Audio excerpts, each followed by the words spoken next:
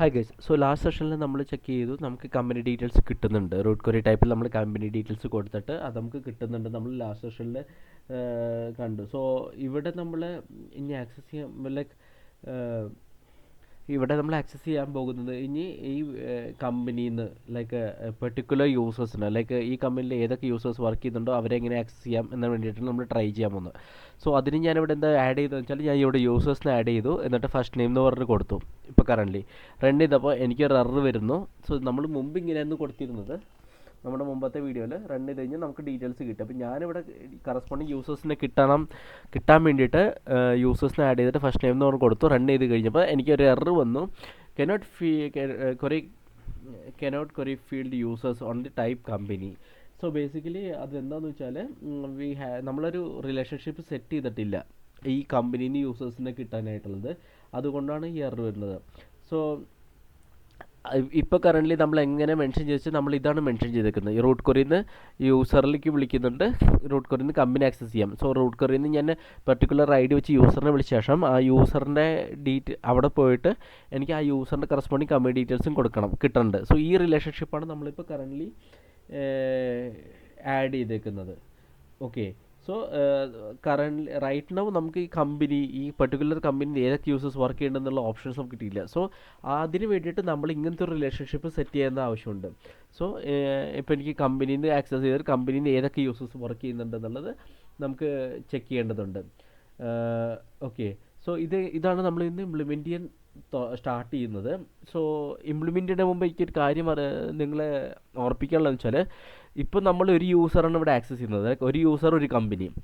Okay, അങ്ങനെയാണ് നമ്മൾ അല്ലെങ്കിൽ ഒരു ഐഡിയ കൊടുത്തിട്ട് ഒരു കമ്പനി നമുക്ക് കിട്ടുന്നത്. ഇവിടുത്തെ കേസിൽ നമുക്ക് എന്താ പ്രശ്നം എന്ന് വെച്ചാൽ, നമുക്ക് ഒരു കമ്പനിയിൽ മൾട്ടിപ്പിൾ ആൾക്കാർ വർക്ക് ചെയ്യുന്നുണ്ടാവും. ഇപ്പോൾ ഇവിടെ ഒരു കമ്പനി നമ്മളെടുത്ത് കഴിഞ്ഞാൽ ഇപ്പോൾ ഗൂഗിളിൽ കണ്ടമാനം ആൾക്കാർ വർക്ക് ചെയ്യുന്നുണ്ടാവും. ആ ഒരു നിങ്ങൾ അത് ഓർത്ത് വയ്ക്കേണ്ടതുണ്ട്. കാരണം ഇത് ലിസ്റ്റ് ആയിരിക്കും മാച്ച് നമുക്ക് വേണ്ടത്.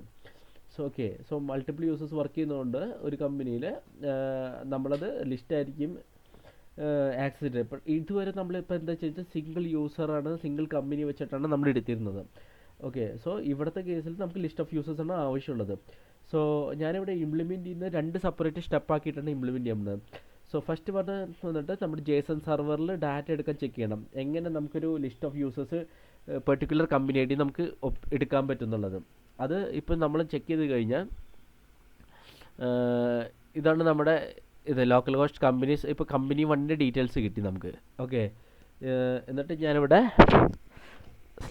/users എന്ന് കൊടുത്തു കഴിഞ്ഞാൽ ഏതൊക്കെ യൂസറാണ് ഈ കമ്പനിയിൽ വർക്ക് ചെയ്യുന്നത് എന്നുള്ളത് നമുക്ക് ഡീറ്റെയിൽസ് കിട്ടി. സോ ഇതാണ് URL നമ്മൾ യൂസ് ചെയ്യേണ്ടത്.